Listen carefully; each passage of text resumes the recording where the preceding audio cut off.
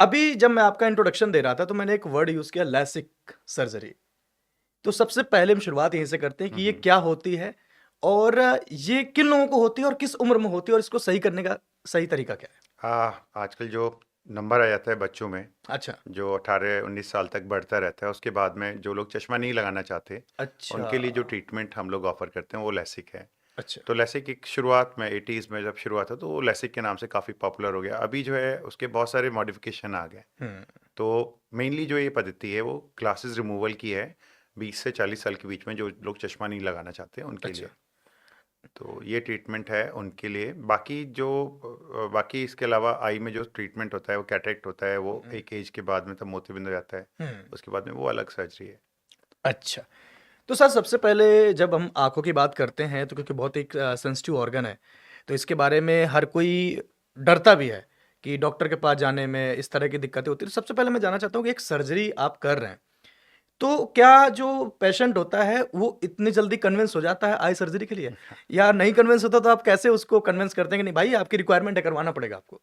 Out of 6 senses जो ऊपर वाले ने हम लोग को गिफ्ट दिए हुए हैं, अच्छा। है ना? हुँ, उसमें बेस्ट है आई, विज़न। हाँ। Vision is like one sense, like आपके कुछ भी चीज़ जैसे हियरिंग लॉस हो जाए, आप बोल ना हुँ, पाओ, उससे काम चल जाता है। हुँ, बट विज़न इज़ समथिंग जो अगर आपका गया तो बहुत मुश्किल है। बहुत आप सोचो, मुश्किल है। आप इमेजिन करो आई क्लोज़ करके कितना काम कर पाओगे पूरे दिन में। बिल्कुल सही बात है। तो वो हाँ, अब होता क्या है विद टाइम, जैसे विद हम लोग एक्सपीरियंस के साथ में और हम लोग का जिस तरीके से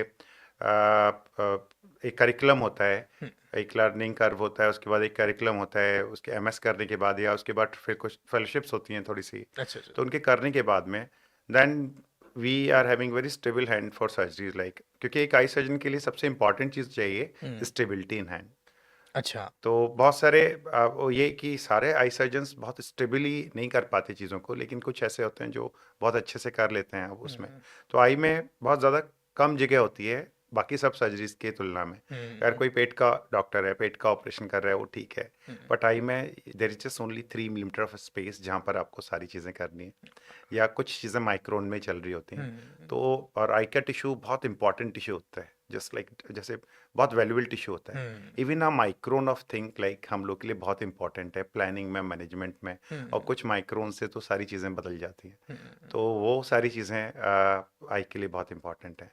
तो eye is one of the sensitivest organ in the body, जिसकी सेंसिटिविटी मेरे ख्याल से बाकी सबसे ज़्यादा है। सबसे ज़्यादा होती है और उसको आप ऑपरेट कर पाना उन उसको सब चीज़ों ऑपरेट करने के लिए डेफिनेटली आपको बहुत अच्छा एक ऊपर तो ऊपर वाले का हाथ तो चाहिए, एक हुनर हुँ, तो चाहिए साथ में, हुँ, गॉड गिफ्टेड हैंड्स चाहिए, प्लस हुँ, साथ में आपको चाहिए एक्सपीरियंस, तजुर्बा चाहिए। हुँ, और उसके बाद में फिर डेफिनेटली आप उस चीज़ को, और उसमें बाकी सब सर्जरीज में मैं कहता हूँ, लेकिन एज ए सर्जन हुँ, ये बहुत बड़ी जिम्मेदारी होती है कि here we have to give 100%, not even 99.99%, because everybody is coming for surgery for the first time in life time. अगर हुँ, आज एक आँख ऑपरेशन कराने कोई बंदा आ रहा है तो ज़िंदगी भर उसे उस आँख से काम करना है। हुँ, तो we are not having like 0.0% of chance of error की हम लोग कुछ गलती करें, गड़बड़ी करें और वो हमें उस तरीके से हो। तो we have to be 100% sure about thing.